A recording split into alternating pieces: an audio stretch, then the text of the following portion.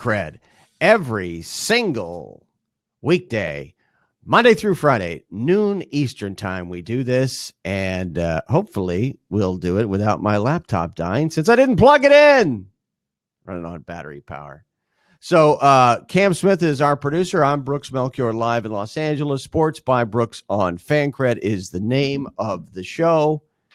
And coming up, we will be talking to Brad K. Porter, who covers the Chiefs. And, of course, with the Super Bowl, little thing called the Super Bowl coming right around the corner.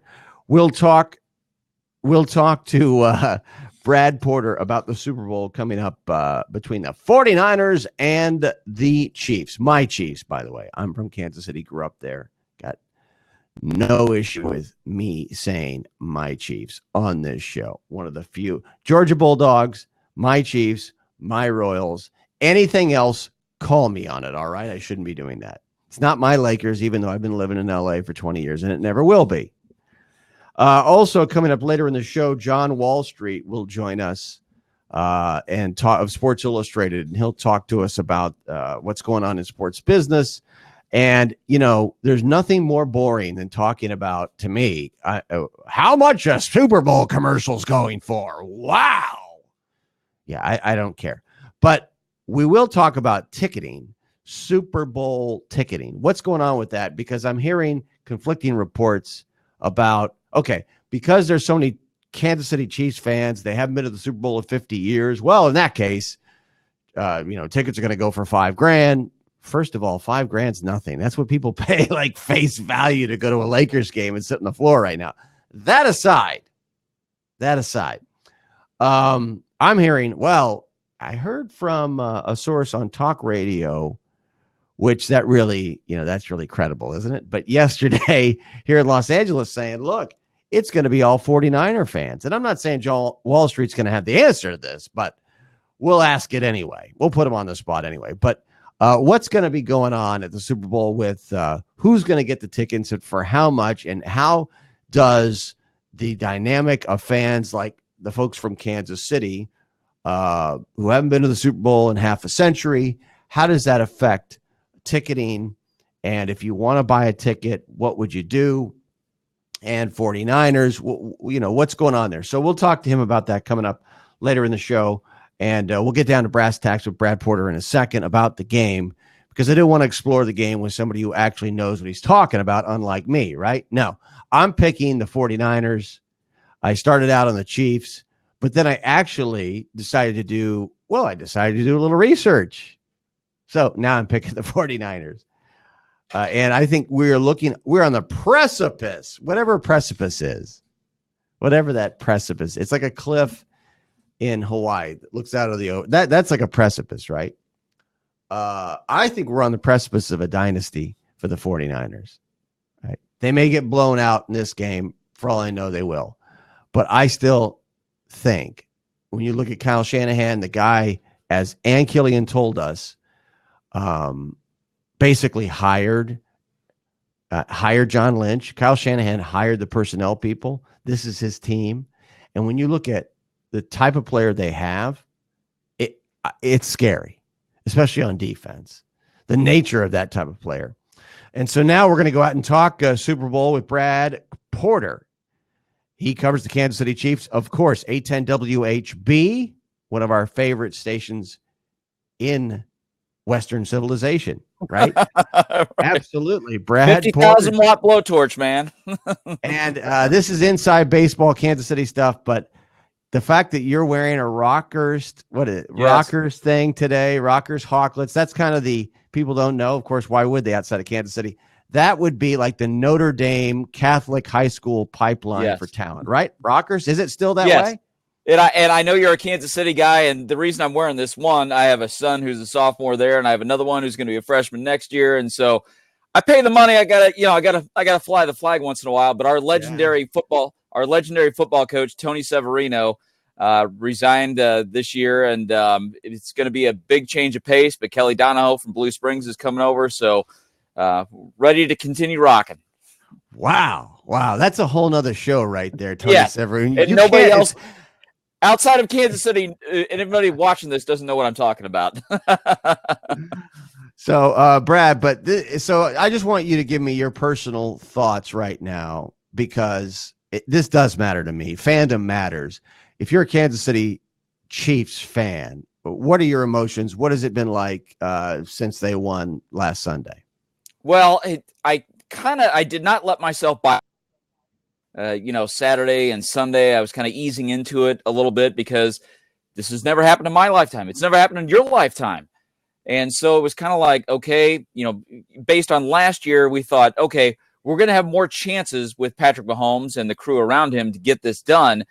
Would it happen this fast? And so Monday, I was like, okay. Tuesday was building a little bit. Today, I am all in. I am so excited. You can see I've got my, with the Super Bowl in Miami, I've got the surf haircut going here. So no offense, Brooks, but it's now my excitement level is super high. And, you're supposed to be an independent member in the media.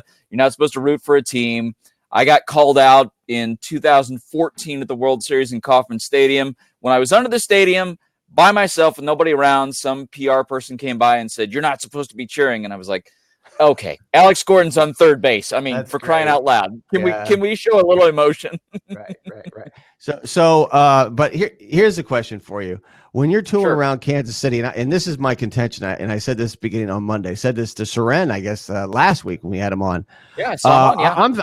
I'm thinking, like, if you're in line at Mr. Good Sense right now, it's a 50-50 coin flip that someone's just going to bring it up. Somebody you don't know, right? If you're in the line of the ATM in Kansas City, is this not something that can just come up? People just bring it up? It's 100%. It's 100%. And I'll tell you this. So I shop at my local grocery store, and this guy, John, in the produce section, he and I have had an on-running conversation for 20 years. 25 years, maybe, the radio and TV. Whenever I come into the store, he comes up, "Brad, hey, what did you think about that Chiefs game?" And man, I can't believe we lost in the playoffs again. And that, so it's been going on and on and on and on. And now, me, John, the produce guy, and the person in line at the coffee store, or you're pumping gas, you look over to the person next to you, pumping gas, and y'all look at each other like, yeah, it's on. Right. The Chiefs are Chiefs are in the Super Bowl. I mean, come on, man. Yeah, it's amazing. And just these are questions, these are discussion points that need to be fleshed out for people from Kansas City. So thanks for indulging us if you're watching this from Wuhan, China, okay? And you're worried about other things. Man. So Brad Porter joins us, and we're breaking down Chiefs and 49ers, or at some point we will. But Brad, here, I got to admit, initially caught up in the emotion, and wow, Mahomes is like a historical talent. I mean, we really haven't seen a guy like this in the history of the NFL. And as excited as I want to be about the Chiefs winning, and this is not a reverse jinx, this is legit. All of a sudden, I started looking at a team that I really hadn't, even though I'm out here in LA and I should have. I started to look at the Rams, and I'm like, I'm sorry, the 49ers, and I'm like, oh boy, the 49ers. Oh boy, look at this defense. Look at this. Yep. Okay, look at this offense, and I want to ask you specifically about a Shanahan offense that reminds me a little bit of the Mike Shanahan offense with the big uglies like Mark Schlereth. And you're wondering, how is Olandis Gary getting 400 yards today? How'd that happen? Right. I'm starting to think that maybe this 49ers team, not just in this Super Bowl, but in the future, we might be looking at something bigger than just Sunday for the 49ers. What's your thought on that team? Totally agree with you. And Kyle Shanahan, to me, I admire him. The best thing you can do when you have access to one of the greatest minds, one of the greatest offensive minds in the history of the National Football League, is listen to everything he has to say. And Kyle Shanahan has grown up, with his father, Mike, who has, bombarded the Chiefs many times over the years. I hate to say it, but he's a formidable opponent. And when you talk about game planning, Andy Reid is one of the best of all time.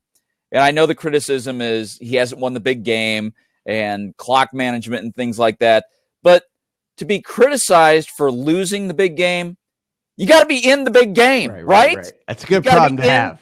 Yeah, you got to be in the big game. And Andy Reid has been there, and Kyle Shanahan has a bright future. I'm not sure for me, obviously he's a Chiefs fan. This is one of the more intriguing matchups in Super Bowl history in the last 10 to 15 years. You get a young, up-and-coming offensive mind in Kyle Shanahan, and you get a guy in Andy Reid who has been there and done that and seen everything. And I cannot wait to see how these two sides go against each other. And the Kansas City side, I can't wait to see how Steve Spagnuolo counters what Kyle Shanahan has to offer with the San Francisco 49ers. But I think both of these franchises, honestly, have a very bright future. You got two young quarterbacks. You got two good, really great tight ends. You got two really good defenses. And for the Chiefs, we haven't been able to say a good defense for a while, right? Right.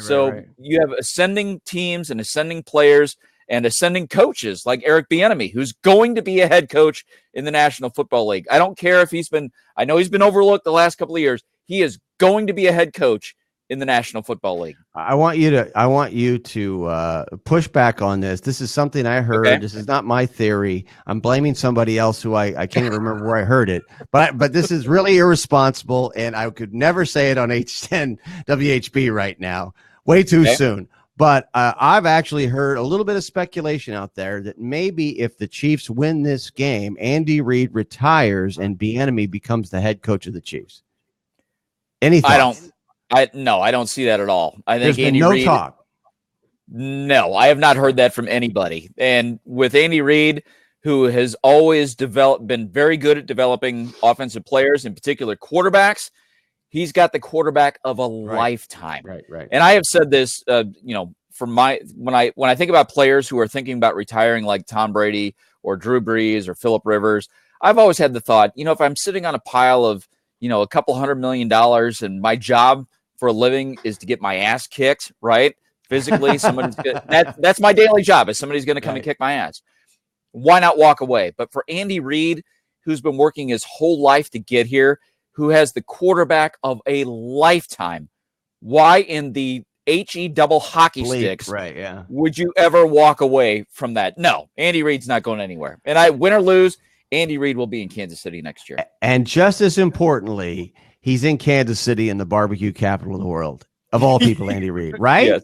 Right. Yes, and we welcome the Hawaiian shirt motif that they've been rocking, and it made me think of Tom Selleck and Magnum PI. Man, just rock it. And all the Chiefs players wore it getting off the plane, and it's fantastic. Andy Reid is, I know he embraces Philadelphia. I get that, but he is so Kansas City. You can't believe it. I'm going to go have a cheeseburger. That guy. That's what he did after the NFC Championship.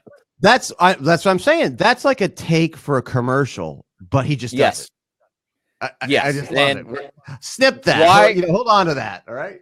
And look, Andy Reid is not one to market himself, and I don't know who his agent is, but why you are not taking off and running with that, it's beyond me, because that's worth like $1 billion. We're visiting with Brad Porter, of course, covers the Kansas City Chiefs for 810 WHB in Kansas City. All right, one of the great mysteries of the universe, I think, is how did the Chiefs stop Derrick Henry? It's obviously applicable to what's coming up. I know there are different offenses and different ways of doing it, but I wanted to go back to the Titans game. And because what makes it a mystery is at times it seems like Henry was starting to run downhill the way he had before. And then something happened. Any idea what the hell happened? And could that matter on Sunday? Yeah, there's a couple of things. One is that Derrick Henry took the ball how many times in the previous two games? I mean, he had taken a lot of abuse. I get that. But you also got to give credit to Steve Spagnuolo, the Chiefs defensive coordinator, and you got to give credit to the Chiefs defensive line and the linebackers. I mean, what you do in the National Football League against a good runner is, well, if you're an offensive lineman, you create a pile and open a lane. If you're a defensive lineman, you create a pile and create a roadblock. And I think a lot of those things came into effect. Not only was Derrick Henry, he had the pounding of the previous few weeks, and the Chiefs had a week off to get, before they had the Texans game. So a lot of things came into that. And there's also a mentality. I mean, this Chiefs defense coming into the season, rightfully so, was criticized as one of the worst of the National Football League.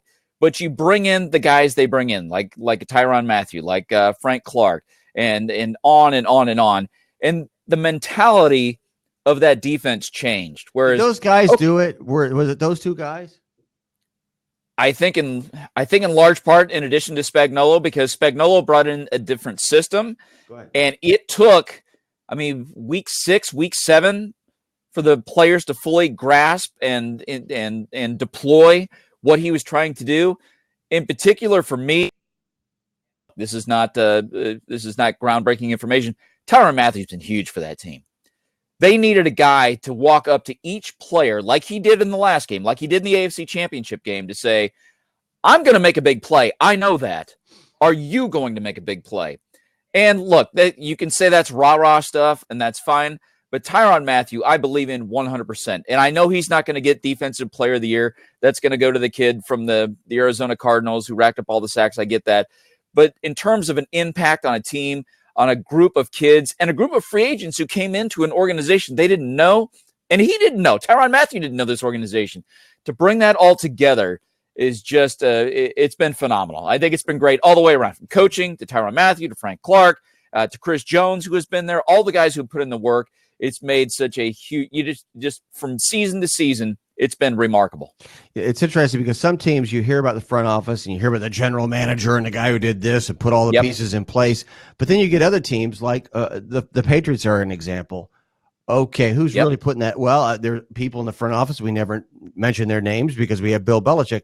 What is the Chiefs organization set up like when it comes to personnel and making some of the decisions that brought in Clark, all the money that they paid to him, and how does Andy Reid interface with that? Yeah, it's it's a chess match in the National Football League, and you got to move the pieces around the board in places that you think are going to work. And you're talking about not just players, but you're talking about salary cap and managing the money and things like that. So the Chiefs knew they wanted to move on from Dee Ford. I think that was obvious after what happened in last year's AFC Championship game. Right. So who did they go out and get? Well, let's get Frank Clark. Did they overpay for Frank Clark? I don't know. The first few weeks of the season, it kind of looked that way. And then we find out he had the pinched nerve in his neck. He wasn't at 100%. And then he got that stomach virus and he lost, 20, 30 pounds, whatever it was. But you go out and make that move. It's a bold move and it could backfire on you, but the Chiefs are willing to do that. Just like when they drafted Patrick Mahomes. Do we move up to number 10? Do we really do that? Do we really make those sacrifices? And Brett Veach had believed for a couple of years that Patrick Mahomes was that guy. He would walk in every day into the office and put down a tape. I got to do the hand motion here. Put down the tape. Here's what Patrick Mahomes did at Texas Tech last week. Yeah. They may have lost 68-63, but look what he did. And in particular, with Tyrann Mathieu, he's a guy who's been around the league. He's been in Arizona. He was in Houston for the year. Is Houston going to pay the money? What are we willing to sacrifice to get him?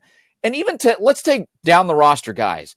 That's kind of a slam. I shouldn't say that. Let's take a Damian Williams. Is he a star running back in the National Football League? Absolutely not. Is he a guy who is perfect for what the Chiefs want to do? 100%. So you identify those guys and you bring him in and make him part of this football team. And I even go back to the trade to get Charvarius Ward, cornerback for the Kansas City Chiefs. Now, outside of Kansas City, probably not a lot of people know who Charvarius Ward is. But you go look at, Pro Football Focus and the people that do the stats. He is really, really good. And he was with the Dallas Cowboys, and the Chiefs looked at him and said, I think we can trade an offensive lineman who we're not going to use, and we'll see if we can get it done. They brought him in. He's a starter, and he's been fantastic for the Kansas City Chiefs. Bashaud Breeland, let's bring out another corner. He was a guy who came in to training camp last year with the Chiefs, and he was walking around and shaking hands and taking pictures. Bashaud Breeland, he's staying in the dorm. He's going to sign with the Chiefs. He didn't sign with the Chiefs. Sign with the Packers. Right. And so for the Chiefs, if you're Brett Veach and you put your ego aside and you go to the next year, you think, is he still good enough? Can we still bring him in? Can he still make a difference? Yeah, I don't care that he left us on the sidelines last year. Let's bring him in again. And he's made a difference. And you look at go ahead. Sorry, are the Chiefs in the Super Bowl? And I think it's safe to assume that without Mahomes, without Reid, they would not be in the Super Bowl. But would they be in the Super Bowl without General Manager Brett Veach? That's a tough call because you would have to know if John Dorsey made the call or if it was Brett Veach pushing it that made that happen. And if you're not inside that room, you don't know. You're talking about Mahomes? But I'm going to, yes, 100, yeah. But Patrick Mahomes, because Brett Veach is the guy generally regarded as he kept pushing and pushing and pushing. And so John Dorsey was the GM at the time, and he listened But I think you got to have Brett Veach making those moves. He's a young guy. He's an analytical guy, which teams are embracing now. But he's also a smart guy, and you got to use. People overlook this. I know the analytics are taking over, and I'm on board with that. I read all of that stuff, but there's also something about the eye test and how many teams 1 through 9 in that draft did not pick Patrick Mahomes. Yeah, you got to know. You got to be right. Yeah, it was really striking how you brought up the way Veach did it, and I think that he has that hybrid approach where he has the analytics. There's a place for that, but there's still a place for the raw eye test kind of thing, and the feel and the intangibles and the sweat and this, that, and watching a guy off the field and his habits, literally. So we learned something there. That's for sure, Brad. Now, as we look at this game particularly, I think one of the big questions is going to be, I think it might be the question, can the 49ers get pressure on Mahomes? Significant pressure, consistent pressure, because for me, that's the game. I mean, what do you think? Is that the game, number one? And can the Niners do that? Absolutely. I expect the 49ers to get a couple of sacks on Patrick Mahomes. I just do. I mean, Nick Bosa is so talented. There's no way to say, we can neutralize him. We'll just chip him with a fullback, or we'll chip him with a running back. No, he's that good. They will get pressure on Patrick Mahomes. But if you look at the history, and I'm not saying this is a decided advantage, I'm saying it's something to think about. Mitchell Schwartz at right tackle, one of the best in the business, okay? He's an all-pro. And his career record against the top players in the game, especially Von Miller at Denver, has been fantastic. You look at how the Chiefs performed when Eric Fisher at left tackle was out and Cam Irving had to play. They were not as good. The Kansas City Chiefs have not lost a game since Eric Fisher has been back. Now, look, there's 53 guys on the roster, and one player doesn't lead to, an unbeaten record. I get that. The Chiefs will be in this. It will be a battle, and that may be where it's decided. Nick Bosa, maybe Dee Ford gets a couple, maybe gets a sack. I'm not sure, but that's going to be a battle, and I don't give the advantage to either side. I think it's just who's going to use the cliche, who's going to man up at the time when you need the big play, when it's 3rd and 6, when it's 3rd and 8, when it's for Patrick Mahomes, when it's 4th and 17. We've seen him do that. Who's going to make that play? Who's going to sustain the block? Who's going to keep him clean? I expect a couple of sacks against Patrick Mahomes, 100%, because San Francisco is really, really good. Not going to overlook that, but man, I call it even Steven. All right, give me your pick and give me who you think has a chance to win the MVP of the game. All right, so over the weekend when I was doing the shows at Sports Radio 810 WHB, I was leaning 27-20 to the Kansas City Chiefs, and I left myself room to escalate the Chiefs' point total and to make that game closer. So right now, and I'll make my pick on Sunday. I always tweet it out. My record is on Twitter. I'm 13-5 against the spread in Chiefs games. Wow. I'm 10-8 on. Yeah, and I'm 10-8 on over-under. Not so good, okay? But my record is there.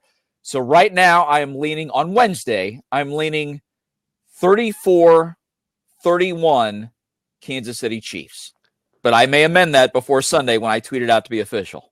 All right. But I'm definitely picking the Chiefs. So is Mahomes the guy? Is there going to be somebody else emerge out of this who's going to really star in this game? Somebody maybe like, to me, if the 49ers are going to win the game, somebody like Sherman might emerge. You would think, because it would probably involve neutralizing Mahomes. Yeah, and I will throw out if it's not Mahomes, if it's not a quarterback, I would go Travis Kelce, be in that mix to be locked down and focused and try to tear apart the underneath side of that 49ers defense, depending on if they want to do cover 3, man-to-man, whatever they want to do. And I would also leave the door open for Tyrann Mathieu. He's had 2 or 3 picks this year, and kind of like Derek Johnson back in the day, the linebacker for the Chiefs, who was fantastic. Sometimes he gets a case of the drops on the interceptions, Right. But if he holds on to one, runs back a pick 6, crucial moment of the game, I would put in Mathieu. I'd put in Travis Kelce in the MVP category for the Chiefs. On the other side, I would pick George Kittle. I grew up in Kansas City, but I was born in Iowa, so I'm an Iowa Hawkeyes fan. So George Kittle, I could see him coming in for that as well. And Jimmy Garoppolo, you never know. I heard Dan Orlovsky this morning on Get Up ESPN talk about he's had 6 games this year in which he's thrown 30 or more passes, and the 49ers won 6 of those. So all this talk about, if Garoppolo has to throw the ball, the 49ers are out of it. I don't believe that at all. I think this is a tight, close game, and I think it's going to be fantastic, and I think the Chiefs win. Funny you mentioned Orlovsky, friend of the show, has been on this show before. Yep. And, love it. Fantastic. He is. And the other tidbit, and feel free to use, is, and you may already know this, but I guess Jimmy Garoppolo, and this is according to Dan Orlovsky and the stats people at ESPN, has the highest quarterback rating of any quarterback in the fourth quarter this year in the NFL.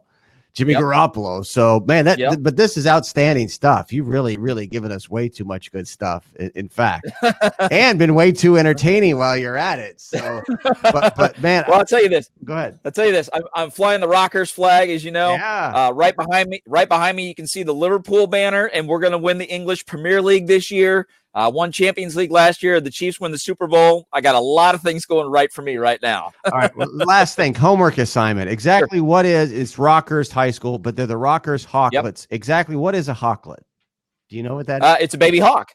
They used to be associated with the University of Rockers, to Rockers University, when I was a kid, it was called Rockers College. That's why they called them a baby. Okay. Yeah. So they had Rockers College, which was the Hawks, and Rockers High School was the Hawklets. They're no longer associated, but they're both Jesuit Catholic institutions. I've had this built into my brain since I was 14 years old. So that's embarrassing asking that. And to think that right before I went off to college, I lived in a house that was like across the street from Rockhurst. Not kidding. Well, there you go. And I didn't even know. I lived in Parkville, and I drove every day for 4 years along with my brother. That's a long drive. You know what I'm saying? Wow, that's crazy, man.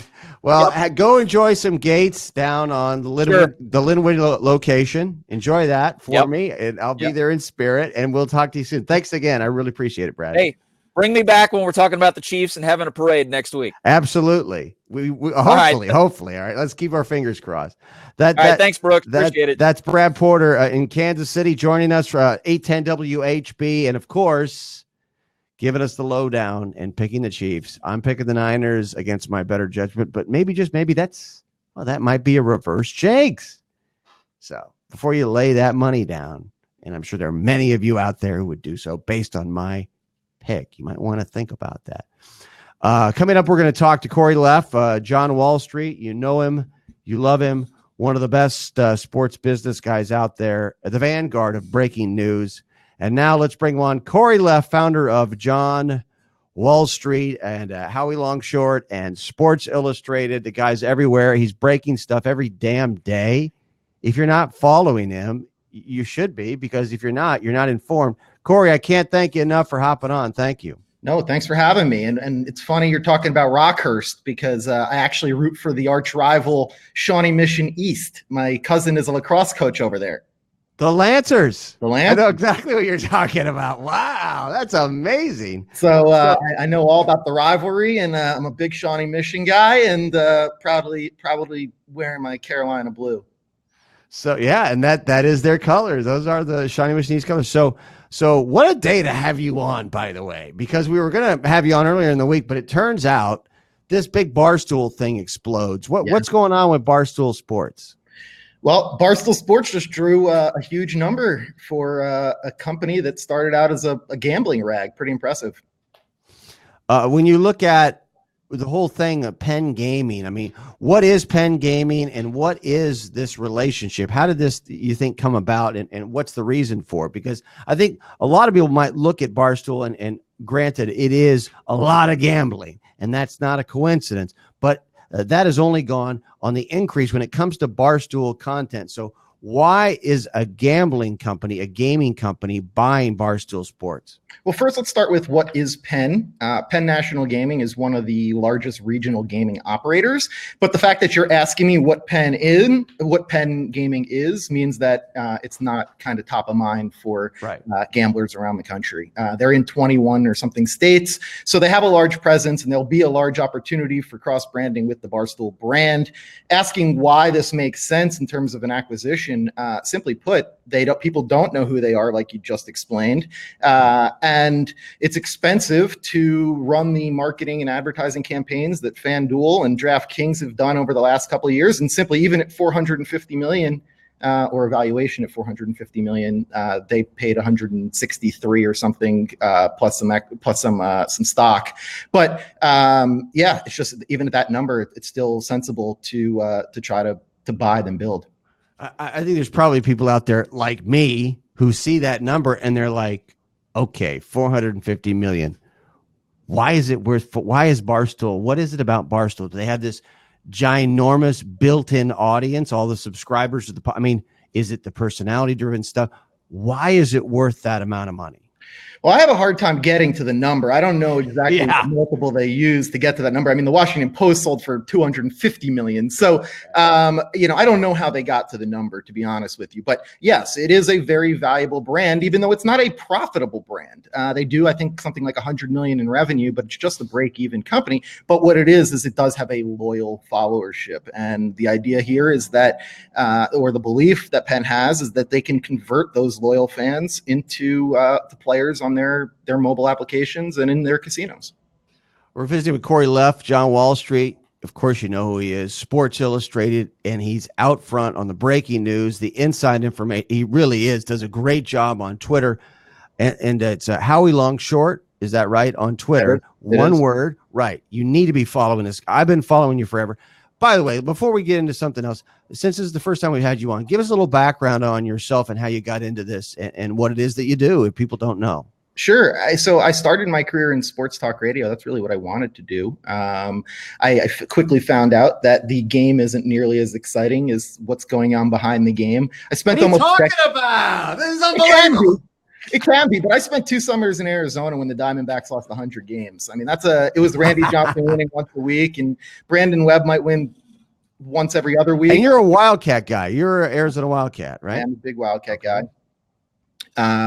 So yeah, I mean, I don't want to talk Arizona basketball 12 months of the year like they do in Tucson, as much as I love the program. And so I spent a whole bunch of time in the startup space. I spent a bunch of time in equity research and institutional sales. And actually, that's kind of what led me to the John Wall Street concept. Initially, the idea for John Wall Street was to make it content marketing to sell equity research. Kevin Durant tears his Achilles, Madison Square Garden Networks drops by 8%. I can write you a little blurb about why those two things are tied together and sell you an equity research report. I think that's still a good model. But what I've built is an audience of super influential people within the sports world. It's team owners, it's league commissioners, media heads, and agency heads. It's not necessarily your institutional investor that's buying equity research. So most of the content I write is not focused on a stock, but while we are talking about Penn National Gaming, which is publicly traded, the stock's up 13% today. So it is clear that the stoolies are buying it up.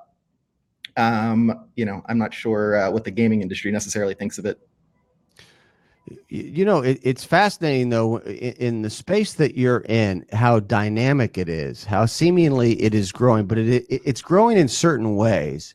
And the value of, and nobody can speak to this better than I can over the last 15 years or so, the value of proprietary information in sports, to me, is one of the great underrated, underserved things in business in general now because of the advent of gambling. When you just look at point spreads, if you've got proprietary information, sure, it's breaking news on Twitter, but it's much more than that. So where do you think in particular gambling is going to have an impact on sports? Because I've been a little underwhelmed so far by its impact. Yeah, I don't know. Sports Business Journal put out a piece earlier in the week that basically said TV ratings have not been impacted in the states where sports betting is legal. And I'm not surprised to see that. For the ratings to increase, you would be talking about people that would not otherwise be watching games tuning in. I never thought that would be the case. I think where you're going to see, the biggest impact is on the sponsorship and advertising end. I had a conversation earlier in the week. It actually will be in the piece I'm writing for tomorrow, which is kind of a gambling recap or kind of update, setting the table as to where we are, particularly as it relates to mobile and online gambling. But we were talking about how it's realistic to think that next year is the first time where we could see a national Super Bowl ad from a gaming company, because there could be enough states that have betting to make it worthwhile. It's funny you bring up sponsorships, and I couldn't agree with you more. And I don't know if you were around at this point, but when I was first starting Sports by Brooks in the first 4 or 5 years, the biggest thing was to be able to get, from my business perspective, was to be able to get gambling ads, to be able to get offshore. Yep. And of course, no, this is a kind of quasi against the law. We're not really sure, but you shouldn't be doing it. But that was a gold rush. That was a gold mine. And I thought that was what was going to happen when we came back to it, but it hasn't happened so far. Do you think that could, we're seeing the NFL jump in head first. Could that explode eventually, or is it going to be incremental, or is it going to be static, that growth when it comes to gambling sponsorship? It's to be honest, I don't know the answer to that. I think it'll be gradual. The leagues have kind of tipped their toes into it. You haven't seen, in a league like the NBA, there's no gambling patch sponsors, or, in MLS, I don't think you're going to see that. That's going to happen, though. I mean, at some point, sure, absolutely, and that's where the big dollars come in. I think everybody's kind of just still feeling it out, and again, not every state without it being legal in every state, there's limited upside in a lot of television media type sponsorships. So. I think it will continue to gradually increase, but I don't know that we're ever going to get to the point where, people kind of think that sports betting is the next big revenue stream in sports, and I'm not sure that I believe that's the case.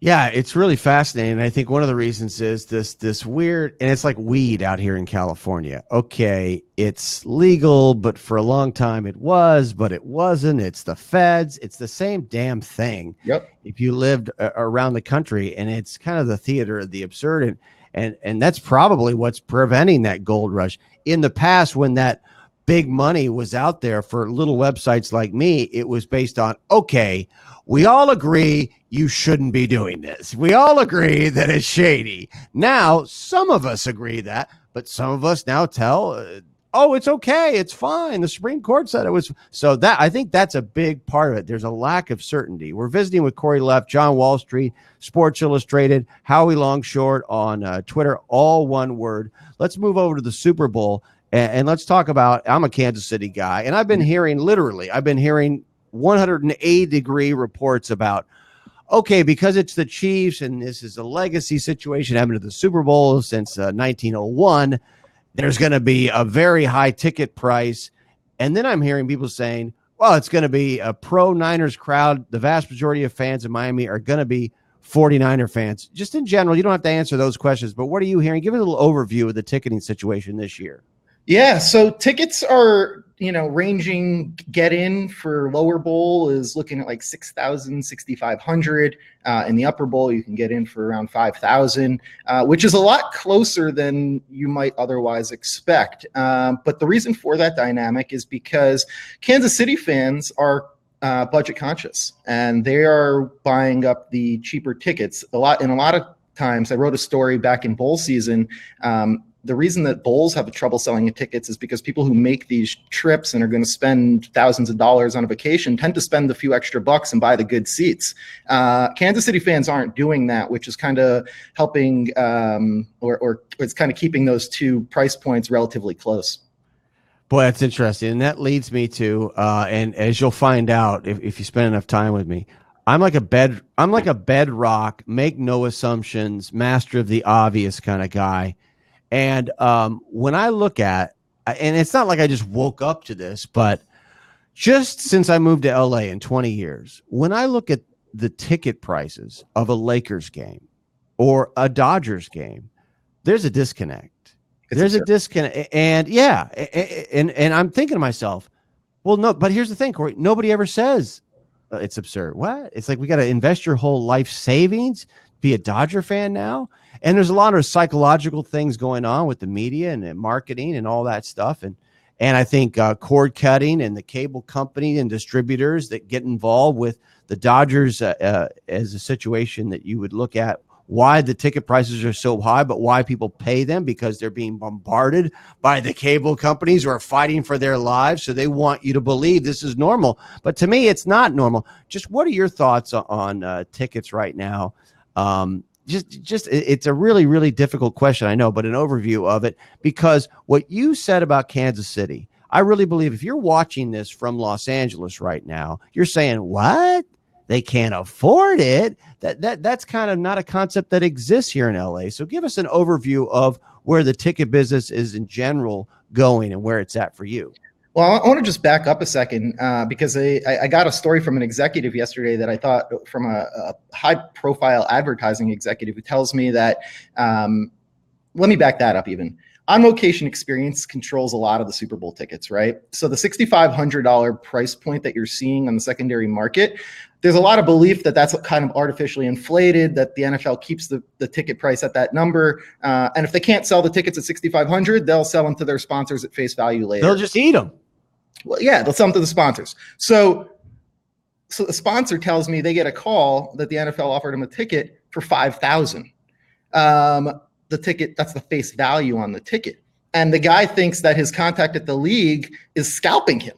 And obviously he wasn't. That's the face value on the seat. So even high profile CEO level executives at big Fortune 500 companies have sticker shock because the ticket price on the Super Bowl ticket is astronomical. Just generally speaking, you asked, and the LA Times, or I think it was the LA Times who wrote that story, or the Daily News. I forgot who it was, but somebody wrote a story about where the Angels were the only team in the LA market where you could take a family of 4 to a game, 4 tickets, parking, and like food and beverage for under $100, and that's frankly absurd. I think you're running. Is this sustainable? Is this sustainable? I'm sorry. Well, here's the thing. It is sustainable from like at least a business standpoint, like from a dollars and cents standpoint. The leagues feel like they can, even if they sell fewer tickets, the tickets that they're selling are at higher price points, and so we, make more money. The problem is if you don't get kids into the building, how do you build the next generation of fans, and who can afford to take kids to the game if it's going to cost a family of $400? So, or more than $100. So, I think it's a real concern. And so is it sustainable? Probably not long-term. In the short term though, they'll keep the numbers rising. You want to hear some amazing, anecdotally, last weekend for a project I'm working on, I went and visited for the very first time in my life. I went to Santa Anita, where you have Seabiscuit and John Henry and all that. And of course the sad, tragic situation involving the death forces lately, but it was a typical day. It costs $5 to get in, and parking is free at Santa Anita. That's amazing. It's frankly, it's offensive to go to a sporting venue and pay $40 I know on the scale of things, that's relatively cheap. I think at Foxborough, it's $80 or $100 to park your car. I know outside the Coliseum for Chargers and Rams games, it was $100. So I'm a firm believer in that. You're saying that gives me faith in humanity. I want you to know that someone who's so deep into it that you can see that. Yeah, and I will say, if you're going to pull people to a stadium and you're going to charge them $40 to park, and it's going to cost over $100, to bring your family, you better give them something more than the game, because more often than not, the game, you can't control the outcome of the game. If you're going there and basing your experience on whether the team wins or loses, you're going to be disappointed more often than not. You need to be able to give fans an experience, a memory, something that they take away and say, that was great, and they don't forget. I've been to hundreds of sporting events in my life, and the ones I can remember, you can count on one hand. And that's a problem, right? If you're going to be charging people the numbers that people are asking. I want to ask you about the NBA here in a second, but I want to just make one quick statement, because you made an interesting statement about if you don't get kids out to watch these games, what's going to happen to the future of the game. And this is the only observation that I'll make. And it's taken, and I'm not saying that it's right, but when you look at a sport like, let's say, American football, how many adults do we know over the age of 21 playing American football, not for money? They don't exist. For that matter, baseball too, right? And so to me, if a sport exists based on the participation of spectators, not the participation of participants, it's not a sport. It's a spectacle. Yep. And that's what American football is. And to a certain extent, I'm not denigrating it. I'm not saying it's a blood sport like that. No, because baseball is the same thing, So, but you look at a sport like golf, it's different. It's a participatory sport. You don't have to have fans for golf to continue to exist. But if there are no fans or spectators, American football literally does not exist. So go ahead. No, it's worth thinking about. I think it's important to focus on the next generation. You don't want to wake up one day and wonder what happened to this cash cow that we've built, right? So it makes sense to invest in the youth, and I think it certainly, ticket prices is among the biggest problems. There's a stat that I wrote in a story not long ago where like kids that attend their first game under the age of 5 are more likely to go to like 65 or 65 or 75% more games per year for the rest of their life than somebody who goes to their first game at 15. I'm that person. Yeah. The kid who goes to the game, the kid continues to go to the games throughout the rest of their life. The person who goes to the game in their teenage years or adult years for the first time is not going to go as often, and that's probably because they don't have that connection and those memories, and So before we let you go, I want to ask you, of course, the great question of the age. For some reason, people always bring it up, and I think there are reasons behind that. That's a whole nother show, but we could certainly have a long chat about it. But the NBA ratings, for some reason, continually come up, and I hate people who, in the course of asking the question, answer it themselves. So I'm not going to do that. NBA ratings. Give me an overview of just your thoughts when you hear those words in the context of the sports business world. Well, I think it's twofold. One, I think the product is terrible. I think absolutely horrible. If the players don't put any stake in the games, why the heck should the fans? Now, what do you mean when you say that? I'm talking about load management is really just what I'm referring to. If a player, insulting. Yeah, it's and just getting back to the ticket price. If you're in a market where you're spending, every market it costs $100 to go to the game, and it's the one time Giannis is coming into town and Giannis is sitting out on the back end, and you just paid $100 to go watch a bunch of guys that you've never heard of. That's not a great way to keep fans. That's not a good product. I don't think anybody would agree that's a good product. And if NFL players could play 17 weeks or 16 games in 17 weeks, I'm very confused as to why basketball players can't. So generally speaking, I think the product is horrible. But aside from the product being bad, they chose big dollars from ESPN and Turner over the reach of the broadcast television. And you look at other sports, the NFL. Talking about cable. You're talking about cable versus over the air. Cable versus the over the air. So all the, you have cord cutting, which is not a surprise to anyone. All the ESPN, all the NBA's national games are aired on cable. In the NFL, all their national games, with the exception of Sunday Night Football on ESPN, are aired on broadcast television. So it's no surprise that even Major League Baseball, you look at them. Yes, they have they have ESPN and Turner. They also have the Fox deal, though. Hockey, they have an NBC deal. So all the other leagues are playing on broadcast television. The NBA is not, except for a few games that are on ABC. So that's certainly part of it. You have the issue, all the star powers in the West. So the games are being played, the marquee players are playing late at night. People on the East Coast aren't watching them. There's a whole bunch of reasons why NBA ratings are down. But I think it all stems from the fact that the product is bad. What about streaming? Because when you look at the argument is, I'm not making the argument, but a lot of people will say, who watches a game on linear television? Who sits down and watches a game anymore? Everybody's on either social media, they're on their phone, and we've gotten to the point where maybe this is the tipping point where maybe the NBA ratings aren't that necessarily bad, and we're just misconstruing it because we're behind the curve on streaming and how people consume the games. Well, I think you hit on something. I don't know that it's not necessarily that the ratings aren't bad, though. I think people are just consuming the game in different ways, shorter formats, highlights.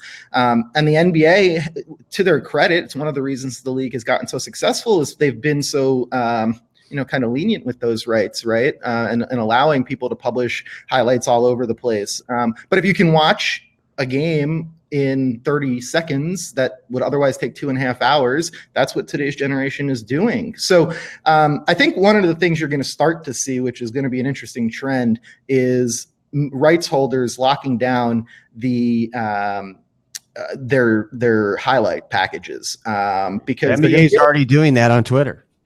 You're going to start to see that more and more. Cricket, I believe, sold Facebook a highlight package for like $100 million.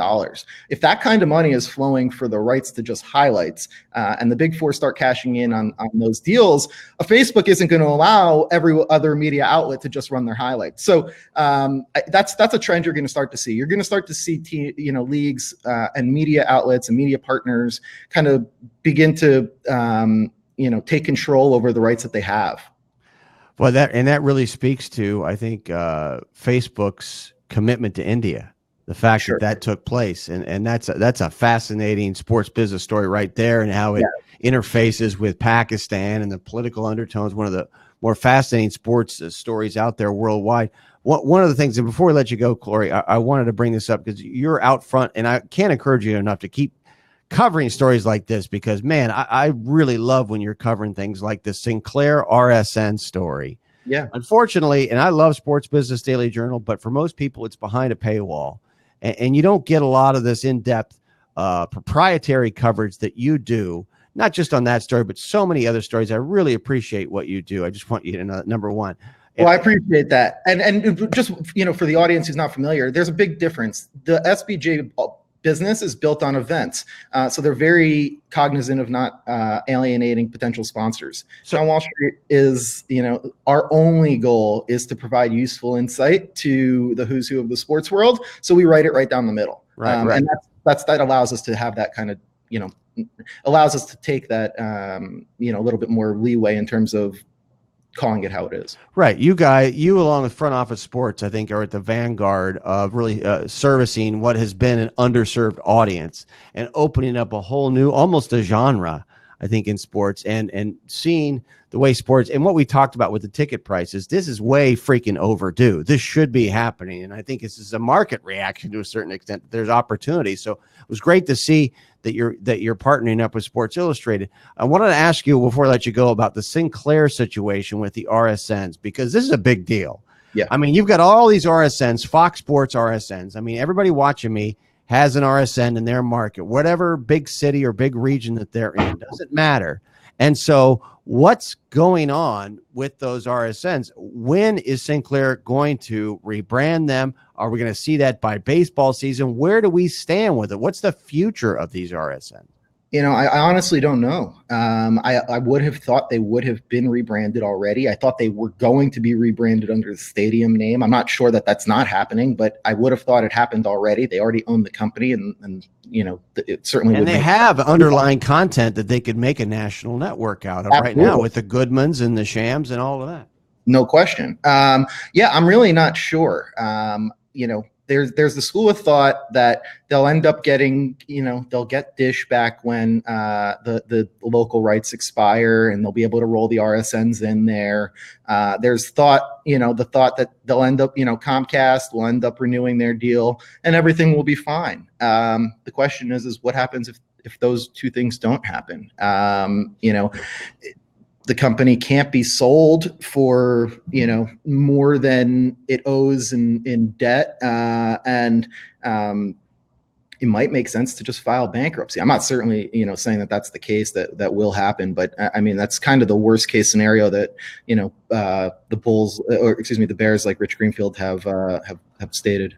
So what you're saying is all of these RSNs going forward, Comcast has said we're dropping them. Dish has said we're dropping them. I mean, they're not. Dish has dropped the Fox RSNs.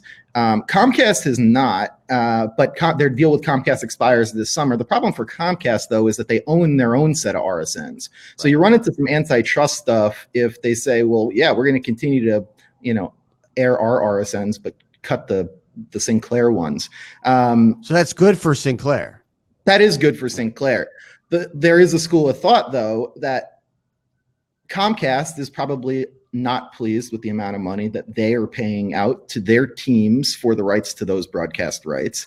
And so if they're able to squeeze Sinclair by cutting Sinclair's, coverage, potentially that could force Sinclair to go back to the teams and renegotiate their deals, which presumably would allow Comcast to do the same. So there is that school of thought that Comcast could play the long game here and squeeze Sinclair and say, fine, we'll only carry our RSNs on 25% of our stations too, and take that hit in the short term and try to renegotiate some of those deals with the teams. This has to be resolved by opening day in baseball, right? Don't you think?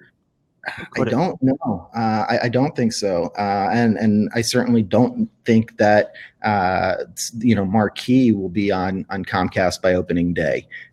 That deal doesn't expire until June. So there's no real urgency to get the deal done. Deals typically. And Marquee is the Cubs, and that's kind of the flagship of what Sinclair's RSNs, you would say? No, I would say their most prominent RSN is certainly Yes Network. Right. Their stake in Yes Network, but Sinclair, there's a lot of hope and promise in Marquee, but not having carriage on what is, I think, either the first or second largest provider in the Chicago area is certainly troublesome. Outstanding stuff, man. I can't thank you enough. Keep doing it. Keep pushing, man. You've been outstanding today, and we'll keep following you on Twitter and at Sports Illustrated. Congratulations on that deal. Thanks for having me, Brooks. I really appreciate it. And thanks for reading. And if I can ever be of help to you guys, you know where to find me. Absolutely. We'll be in touch. That's Corey Leff, John Wall Street. Of course, Howie Long Short on Twitter, all one word. Want you to follow him. He's on Sports Illustrated. He's big time. He's proprietary. He breaks stories. He's got it all locked down, nailed down in sports business. And that's going to do it for today's show. Brad Porter, we appreciate him coming on, breaking down the Chiefs and the 49ers. We'll have more coverage of the Super Bowl coming up over the next 2 days. More interesting guests. We may have some surprises for you before it's all over this week. But for our producer, Cam Smith, great job as always. My name is Brooks Melchior. We are in Los Angeles, as you can see. We'll be back tomorrow at noon Eastern time. And this has been Sports by Brooks on Fancred.